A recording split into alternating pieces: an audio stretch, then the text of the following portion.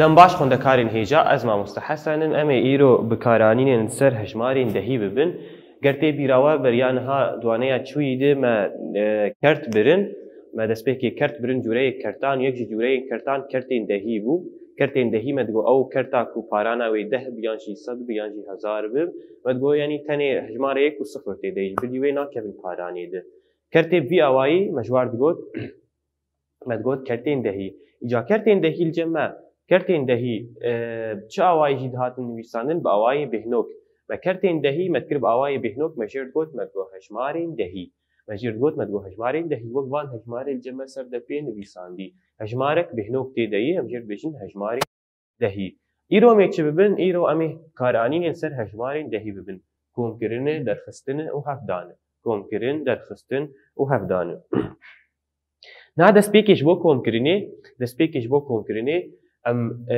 میناکێکێ بنویسن ئەم بێژن میناک دۆ بهنۆک هەفدە کۆمکردن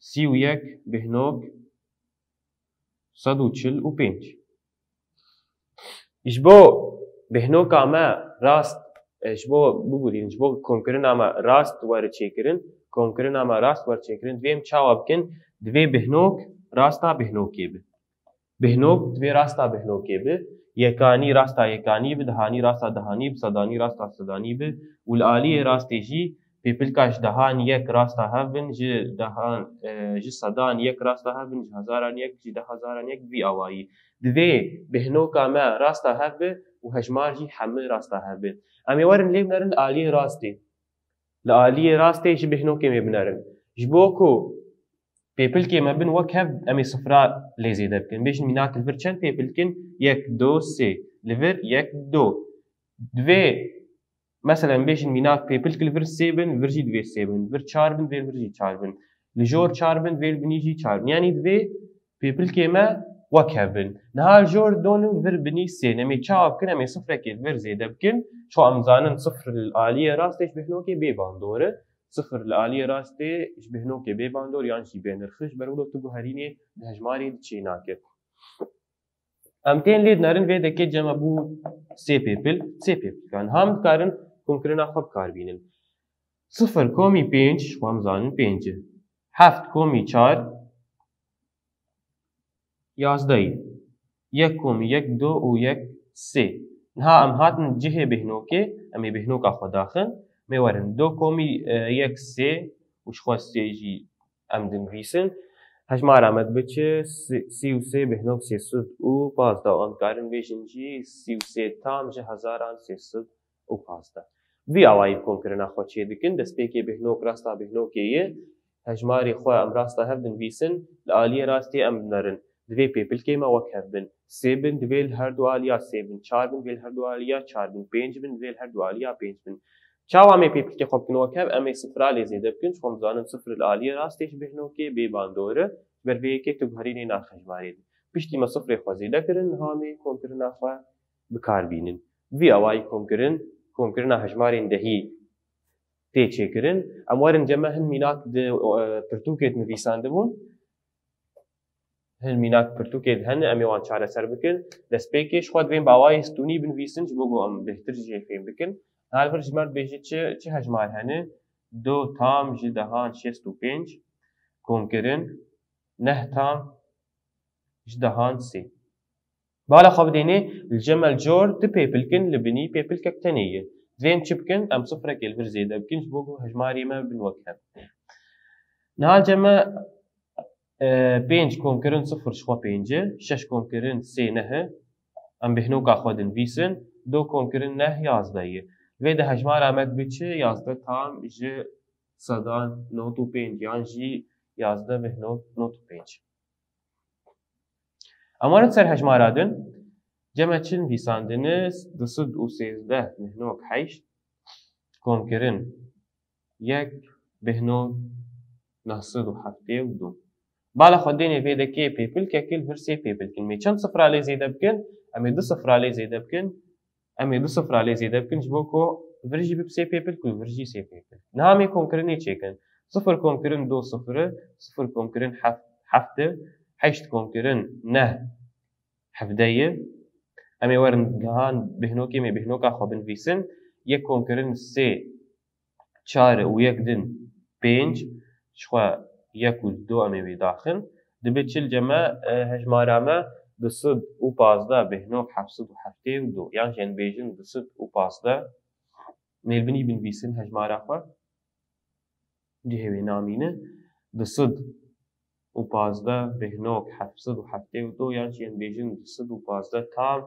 جهزاران حفصد و حفتي و 2 أمور سر هجمارا خويا داوي 5 و 3 بهنوك دصد و 45 كونكرن 1 بهنوك نوت و حفت ورم بالا خديني ور 3 بيبلكل ور 2 بيبلكل مي صفر كيل ور زيادة بكن دورا مي كونكرن خوب كاربينن 5 كونكرن 0 5 4 كونكرن حفت 11 1 كونكرن 2 3 و 9 12 نهامي بهنوكا خوب نفيسن 1 كونكرن 3 4 و 1 5 و 5 اديش يمي داخل جمع دبيتش هجمارامه 5 و 5 تام جهزاران دصد و 15 5 و 5 تام جهزاران دصد و 15 وی اوای خوندکارین هیجام کوکرنا خو چه دکن دیسا می دوباره بکن مگو دسپیکی امی بهنوکا خو راستا بهنوکی بنویسن پشترا امی آلیه راستی بهنوکی بنارن می پیپلکی خو بکن وکاف 1 2 ب 1 3 پیپلک بد بیم هر چی بکن 3 پیپلک 1 1 ب 1 4 پیپلک بد بیم هر دو بکن 4 پیپلک ام چاوا پیپلکی خو بکن وکاف بزیده کرنا صفران بزیده کرنا صفران پشتیم صفران لزیده کن ام كونكرنا خب كارتيلن نهام ورن سر درخستني ام ورن سر درخستني عيني تشته او جي وقت ميناكين اي كونكرنيه يعني نفس افكارانيه ام بهنوكا خراستا بهنوكي دنفيسن بهنوكا خراستا بهنوكي دنفيسن علي راستي ج بهنوكي منرن ام بيبل كارت كنو كم زيد كرنا صفران بشترا كارانينا درخستني تشي دكن بشترا ام كارانينا درخستني چه دکن میناکک ام بیشن ویدا 21 تام ج ام بیشن میناک صدان 15 و 2 تام ج هزاران صد و نوت و 5 بالا خدینی ور سي بيبلكل ورد بيبلكل ام نشارن ام چبكن ام هجماركي صفر كل ورد بنفيتنش بوكو بيبلكل ما بنوكب نهامي بكارانينا درخصني تشيكن جمع صفر درخصتن بين تشي نابج برغو صفر ج بينجاب چوكتر امي چاوا بكن امي ورن جم بينجا امي يكي جي ببن او يكتي فيدت بده ده درخصتن بينج يك درخصتن نه او جي چي ناب امي يكي جبر ببن اف دبو صفر اف جي ده تيسر ويك دبي يازده 11 درخستن نه دویه صفر درخستن یک دیساجی چین اب می چپکن اما یکیش بر ببن اف دب صفر و اف دب ده درخستن یک نه ام هاتن راستا بهنوکی اما بهنوکا خو بنویسن صفر درخستن دو دیسا چین اب می یکیش بر ببن اف جی دب ده درخستن دو 8 و یکیجی ام دادخن انجام اما درتکوه چه درتکوه 18 تام جه 1925 یعنی جی 18 بهنوك نحسب و25 ها ممكن جارك يتصور درباس ببه ممكن جارك يتصور درباس ببه ام بيجن ميناك هجمارك خزائية ميناك 15 درخستن يك تام جد صدان 25 بالا خب دينيه هجمارك خزائية ذيم هجمارك دهيجي درخن امي تشاوب كن بالا خب دينيه اگر امي باوايس توني بنويسن امي ولو بنويسن جمع یکانی کی جانب پنجه امی یکانی الور یکه امی یکه البنیا پنجا دینن یکه می البنیا پنجا دینن و امی هجمارا خو تمام بکن جبر یک جی یکانی و پنج یکانی جبر و یکه دوی راسته هبن همی چاوا بکن امی چاوا بکن لویدا دوی هجماری ما بن وکب افجی هجمار افجی دوی بدهی جبوکم هجمارک خزایی بکن هجمارک دهی جبوکم هجمارک خزایی بکن هجمارک دهی امی چاوا بکن بالا خوب دینه امي بهنوكا كي راستا بنفيسن و امي صفرا بنفيسن في اواي هجمارا مناي غهرتن في اواي هجمارا مناي غهرتن يعني ينبيجن هجمارا 15 يعني ينبيجن 15 بهنوك صفر يعني ت جوهرتين چێنابش بەربەر یان هامەگۆ سفر ڕاستا بهێنۆکێ بێواتەی یانجی بێنرخ یانجی بێباندۆرە بەر vê yekê 15 bêhnok sifir tu guhertin yanî tu cudahî navbera wan dîtineyî ha vî awayê bikarin hejmara xwe yan jî bikaranîna derxistinê çêkin sifir derxistin pênc çênabe em ê werin cem cîrana wê ew jî sifirin em nikarin tişkî ji cem wê jî bin em ê werin cem pênca mê bibin mê werin ji cem pênca yek ji pênca çû dimîne çar yek tê ser sifir dibe deh niha ji vî dehî îca mê yekê bibin wê bibe neh û ev sifir wê bibe deh deh derxistin pênc pêncı neh derxistin do hefte em bêhnoka xwe dinivîsin çar derxistin yek sêyê û ev yek jî dadkeve encama me çi derdikeve sêzdeh tam ji sedan heftê û pênc sêzdeh tam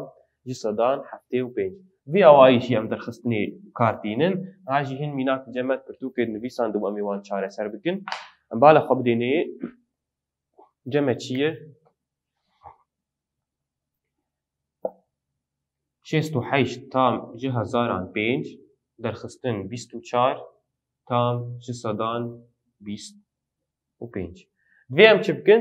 دوی ام ویده که بالا خواب دینی سی پیپل کن ورد پیپل کن دوی هر دوا بکن سی پیپل نهال جمعه 5 درخستن صفر شخوا 5 صفر درخستن 5 چی نابه امی چی بکن میوارن ور اف جی صفرم نکارن تشکی جمعی ببن امی وارن جمع حیشتا ببن یکش حیشتا چو ما حفت اف بوده نهامش ویده هیچی یکی ببین و ببینه و اف صفر و ببین ده درخستن پنج او جی پنجه نه درخستن دو هفته امگان راستا بهنو که می بهنو که خوب نویسن هفت درخستن چار سه شش درخستن دو او جی چار انجام آمد چی درد که 43 تام جه هزاران 755 یان جی 43 تام بهنو 43 بهنو 755 اموارد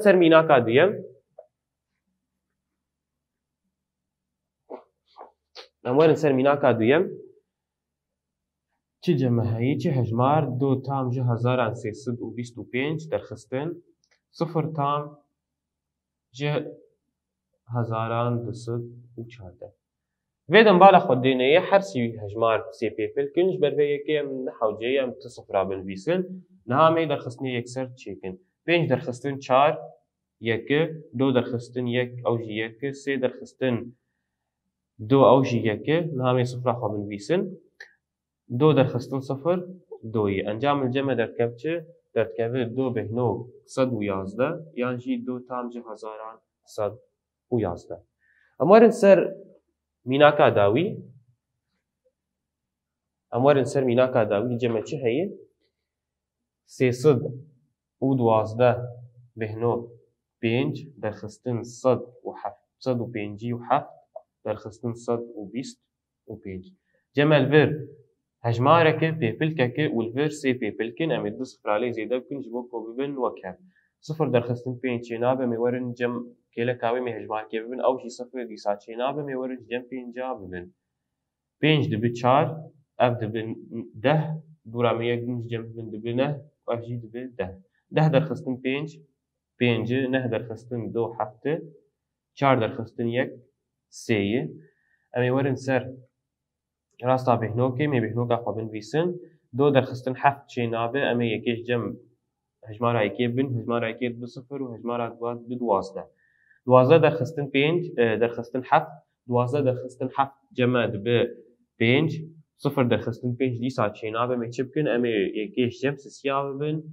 3 دب 2 و 0 دب 10 درخستن 5 2 درخستن 1 او جي 1 انجام آمد به چه 155 تام جه هزاران 375 یان جیم کارن بیجن 155 بهنوک 375 هاجی میورن سر هفدان چوایی خوندکاری هیجا هفدان پیچکی جه کمپیرن او درخستن جودایی بالا خوب دینی ام چوا ام هفدانی چید کن میناک که بنویسن و سر وی کار بکن ام بیجن میناک 33 تام جه صدان 15 هفدانی ام بیجن 2 تام ji sedan ji dehan pênc.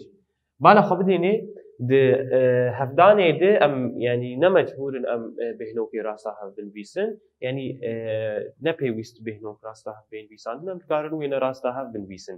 Bala xwe bidênê vî awayî em dinivîsin hejmarê xwe, niha em ê hevdanê bikarbînin weke ku bêhnok tune be. Em ê hevdanê bikarbînin weke ku bêhnok tune be. Yani li vê dekê em ê bihesibînin bêhnok tune vî awayî em ê hevdana xwe bikarbînin. Vî awayî em ê hevdana xwe bikarbînin. Niha em ê binerin. Pênc. Hevdanî pênca bîst û pênc. Pênc hevdanî yekê pênc û do heft. Pênc hevdanî sîya pazdeh. Pênc hevdanî sîya dîsa pazdeh û yek şazdeh. Mê werin ser hejmara din. Do hevdanî pênc deh. Xwe em dizanin dema em hejmara yekanî hevdanî wan dikin em ji vir dest pê dikin. Dema em hejmara dehanî hevdanî wan dikin em nikarin li vir binivîsin encama xwe mê rasta dehanî binivîsin. Timî em encama xwe li ku dinivîsin ji ku dest pê dikin rasta hejmara guh hevdan dikin. Dema me pênc hevdan dikir me encama xwe rasta wê dest pê kir. Dema em di dwa hevdan bikin em ê encama xwe rasta di dwa mê dest pê bikin. Li vê delce me do hevdanî pênc deh. Do hevdanî yek doyê û yek jî sêyê. Do hevdanî sê şeş. Do hevdanî sê şeş. Niha em çi dikin em her du encama komî hev dikin. Encama hevdana yekanî ji vê hejmarê re û encama hevdana dehanî ji vê hejmarê re her duan komî hev dikin. Ji xwe pênc em wê dadixin. Heft komkirin sifir heft e. Pênc komkirin sê heşt e. Şeş komkirin şeş duwazdehê û yek komkirin yek doyê û şeş heşt e. Encama me wilo derdikeve lê em ê werin bala xwe bidênê. Niha me di vê hejmarê de sifir bêhnok piştî çend hejmarayê ji aliyê rastê ji xwe mê dest pê bikin.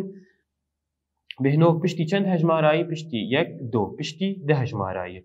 Di hejmara me din di bêhnok piştî çend hejmarayê piştî hejmarekê. Piştî hejmarekê. Vê li bala xwe dênê li vir di hejmar û li vir hejmarek bûn çend hejmar? Bûn sê hejmar. Em ê werin di encamê de mê bijmêrin. Yek, do, sê em ê bêhnoka xwe piştî sê hejmara binivîsin. Yani çawa binarin li hejmara jor.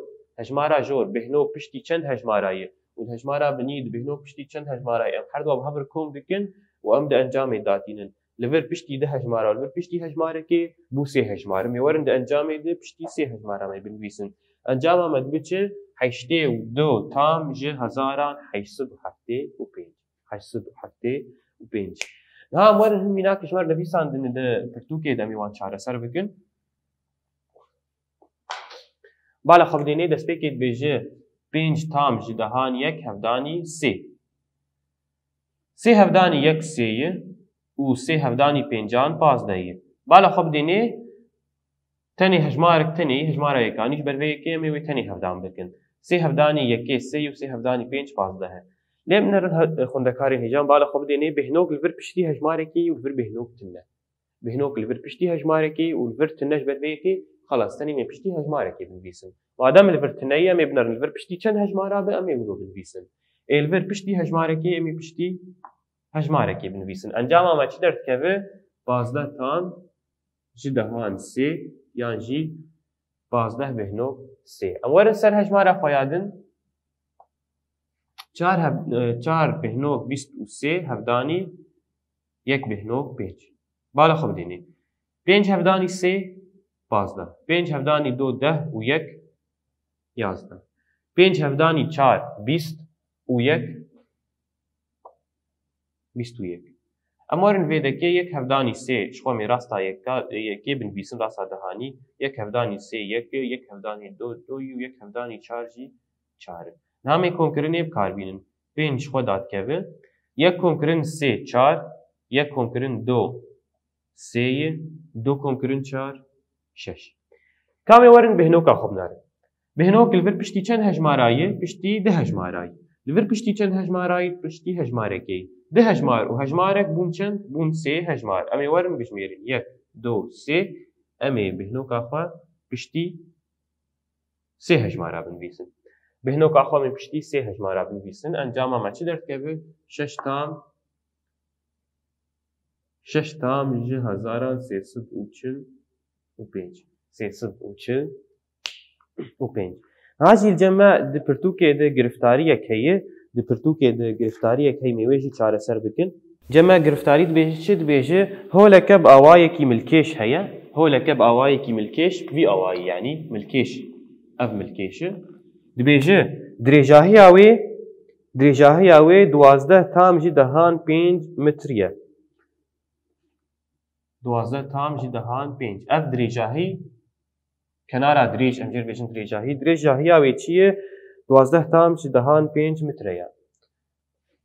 Firehiya wê çi ye? Ev firehî ji xwe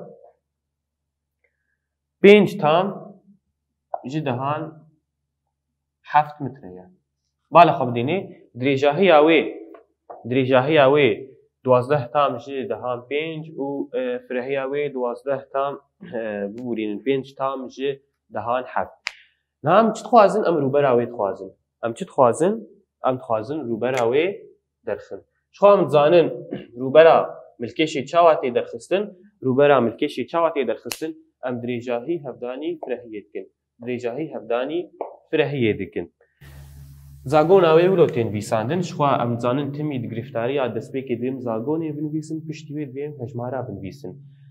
Ji xwe ji bo rûberê em tîpa se nîşan dikin.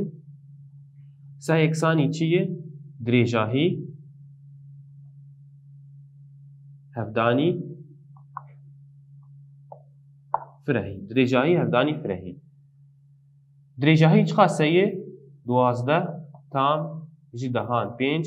Hevdanî firehî çi qase ye? 5 tam jî dehan 7. Kamê werin destpêkê me her du hejmarê xwe hevdanî hev bikin. 12 tam jî dehan 5 hevdanî 7. 5 tam jî dehan 7. 7 hevdanî pêncan 35. 7 hevdanî duyan 14 û 3 17. 7 hevdanî 1 7 û 1 jî 8. 5 hevdanî pêncan 10. 5 hevdanî duyan bibûrînin 5 hevdanî pêncan 25. 5 hevdanî duyan 10 û 2 jî 12. 5 hevdanî 1 5 û 1 6. Niha em komkirina xwe çêkin 5 dadixin 7 komkirin 5 12. 1 komkirin 8 9 û 2 11. 1 komkirin 6 7. Bihnoka em li vir piştî hejmarekê li vir piştî hejmarekê encamê de wê piştî 10 hejmara be. Encamê cem derkev çi? Derkeve 7 tam 7 tam jî sedan 20 û 5 metr dam. Ji xwe em ji bîr nakin rûber timî em bi dam nîşan dikin. Rûber bi damê metr damê. Dawî encama me çi derdikeve? 7 tam ji hezaran 25 metr dam. Ya jî dikarin bêjin 7 bêhnok 25 metr dam. Vî awayî xwendekarên hêja em digihêjin dawiya waneya xwe, ji xwe piştî wê jî hîndarî heye. Piştî wê jî hîndarî heye rûpela 38. Rûpela 38 hûn destpêkê serkar bikin, çareser bikin û piştre em ê jî waneyek nû de em ê ji were çareseriya rast binivîsin. Spas ji bo temaşekirinê bimînin kêf û xweşî de.